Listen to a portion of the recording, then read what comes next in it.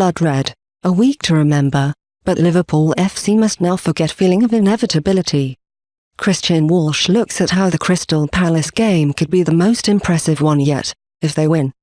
2 trips, 2 wins, 2 meanders by the Liverpool squad, led by Jurgen Klopp towards the away end, who were gleeful at the show they had watched before them. This is what the German was hired for. This is what the plan was all along. It just wasn't supposed to happen so soon.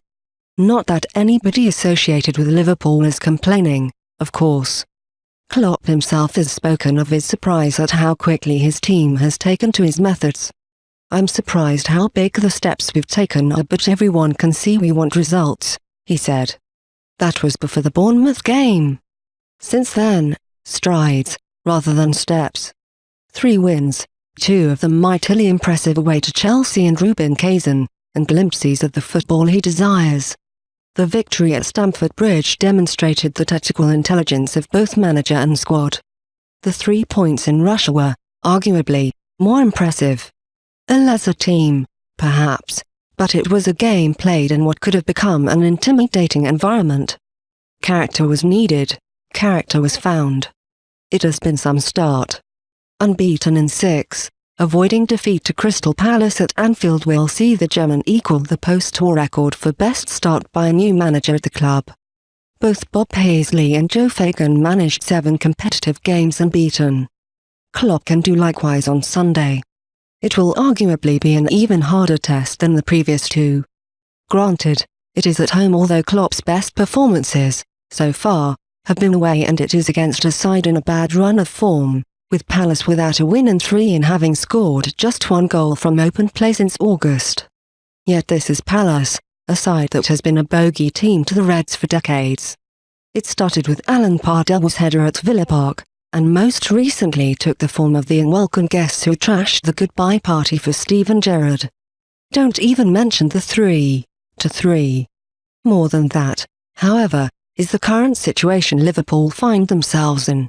After 2 big away days over the past 7 days, to keep focus and fitness will be some task. A lot of emotion and energy has been expended. The Europa League conundrum. Klopp has dismissed those fears. The Europa League does not have to have an effect on league form. Thursday to Sunday is no different, he claims, than a Wednesday-Saturday which many Champions League sides face. Perhaps, but few Champions League sides are situated as far as Kazan, 2,500 miles away. It is no coincidence the Reds were back in England before dawn, not long after the fans' final pint had been sipped in the Russian bars that night. Liverpool can deal with it. They did last season, beating Manchester City in a game that kicked off at midday on a Sunday, having landed in Liverpool at 4:30 a.m. on the Friday morning following their Europa League exit in Istanbul. But there is another devil at work, here, which could scupper the Reds more than any notion of fatigue, the feeling of inevitability. Liverpool have been conditioned, over the past few years, to expect good things to dissolve eventually. Even the title run of 2014, which saw 11 straight league wins, eventually unravelled in the most harrowing manner possible. Defeat to Palace would not even nudge that in terms of disappointment, but it is something Liverpool must eventually deal with. Klopp, at some point, barring the most remarkable story in sporting history, will lose a game. The better things get, the more likely the crash will come.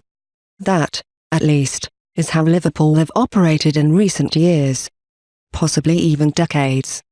To ignore that, as well as the fatigue which is bound to creep in, at some point would be just as great, if not greater, than a stunning win at the Champions and a gritty European performance.